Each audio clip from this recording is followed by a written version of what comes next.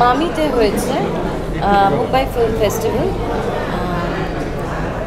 ভেনিসেতে premier হয়েছিল, ইজিপ্টে হয়েছে, Los Angeles হয়েছে, নিউ ইয়র্ক হয়েছে, ওয়াশিংটন হয়েছে, মেলবোর্ন হয়েছে, ইজিপ্ট বললাম, ইজিপ্ট বললাম, আরও অনেক জায়গায় ওরা পাঠিয়েছে। ওই মাঝে লকডাউনে একটা ঘোটালা হয়েছে। আর আমি নিউ ইয়র্ক ফিল্ম ফেস্টিভ্যালে আমি বেস্ট অ্যাক্ট্রেস। আচ্ছা, আজকেও কি? আমার কোনো পিআর এজেন্সি নেই তো, সেই জন্য আমি শুধু ফেসবুকেই পোস্ট করে দিয়েছি। তাতে যারা নিউজ করেছে, যারা করেনি। একটা কথা, আজকে কি পাশের সিটটা খালি থাকবে? ও বাবা, থাকছে। ব্যাঙ্গালোরে আমাদের এই ছবিটা দেখানো হয়েছিল, সেদিনকে পাশের সিটটা বাবা ছিল খালি। ভেনিসেও তখন তো বাবা বেঁচে ছিল, ছেড়ে দাও, আমি জানি না। হ্যাঁ, তো আছে, আমি ফিল করি।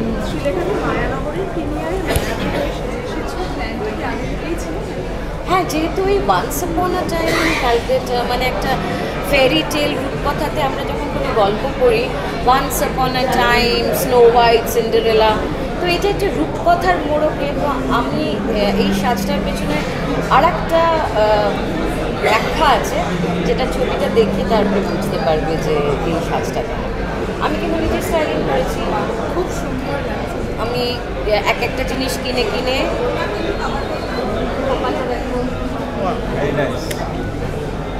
অল ক্রেডিট টু নূর আলম বাবাই। সো আচ্ছা, আমি ট্রেলারটা দেখেছি। দুজন প্রিয় মানুষ, একটা অনির্বাণ, একটা শ্রীলেখানি আছে। শ্রীলেখানি মনে হচ্ছে ফাটিয়ে দিয়েছে, আমি জানি না, পুরো ছবিটা আমি দেখতে চাই। আর অনির্বাণদা তো রিসেন্ট টাইমসে আমার নিজের কোয়াক্টার ছিল, আমি জানি কতটুকু ভালো, কিরকম ভালো একজন অভিনেতা। আর আদিত্যর সঙ্গে আমি কাজ করেছি, একটা অ্যাড করেছিলাম। যখন আমাকে পাঠিয়েছে এটা বলেছে, বললাম আমি ডেফিনেটলি যাবো দেখতে। তো আমি এক্সাইটেড যে অন্যরকম একটা ছবি দেখা যাবে, হোপফুলি খুব ভালো হবে। দুনিয়ার বিখ্যাত ফিল্ম ফেস্টিভ্যালসগুলোতে গিয়ে চলছিল, তখন থেকেই প্রচণ্ড ফিল্ম আশা ছিল যে আমরা এই ফিল্মটা কবে দেখতে পাবো।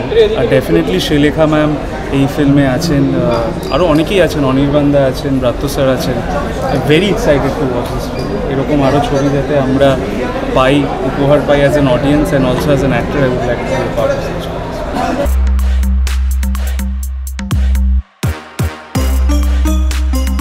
এত ভালোবাসা দিচ্ছে, কি বলবেন সবটা মিলিয়ে?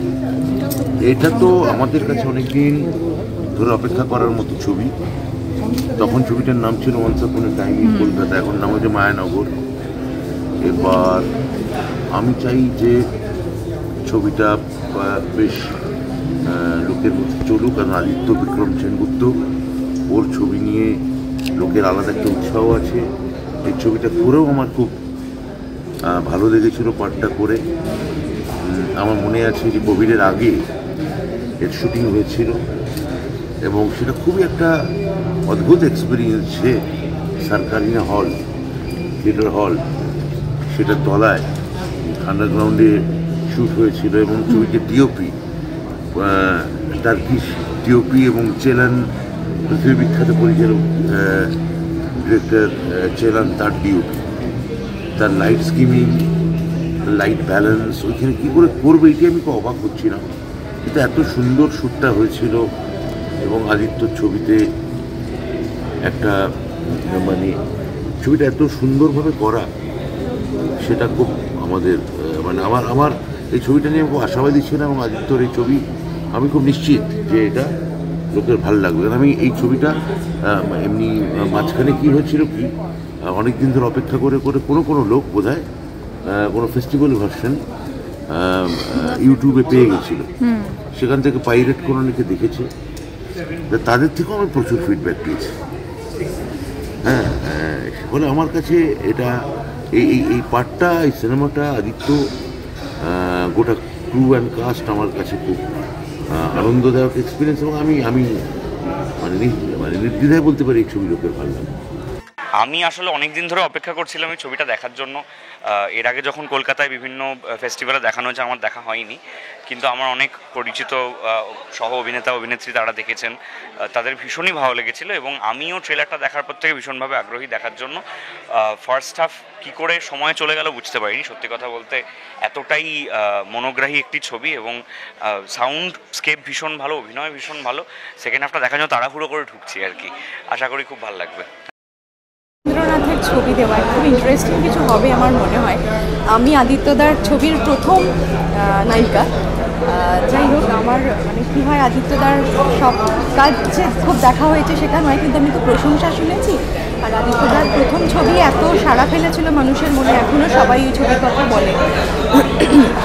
তো এক্সপেকটেশনটাও সেরকমই থাকে যে আদিত্যদা মানে নিশ্চয়ই একটু অন্যরকম কিছু পাবো আমরা।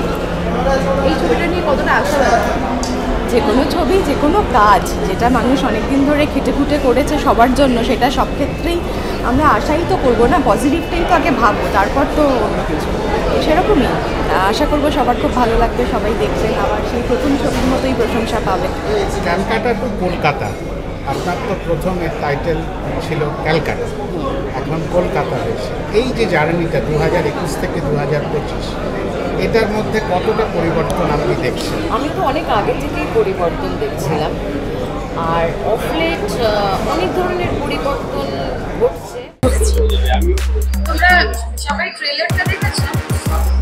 ট্রেলারের এই ব্যাপারটা বুঝেছো? আলোকের এই ঝর্ণাধারার যে গানটা ব্যবহার করা হয়েছে সেটা বুঝেছো? সেটা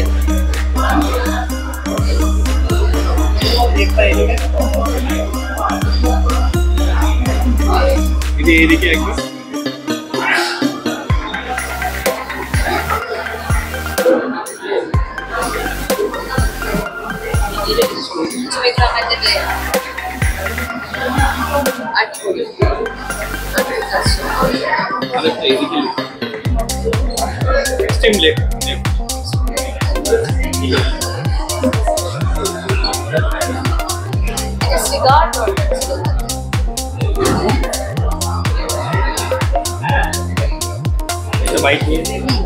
এন্টারটেইনমেন্ট সম্পর্কিত সমস্ত আপডেট পেতে চোখ রাখুন 71/1 MBর ফেসবুক, ইনস্টাগ্রাম এবং ইউটিউবে।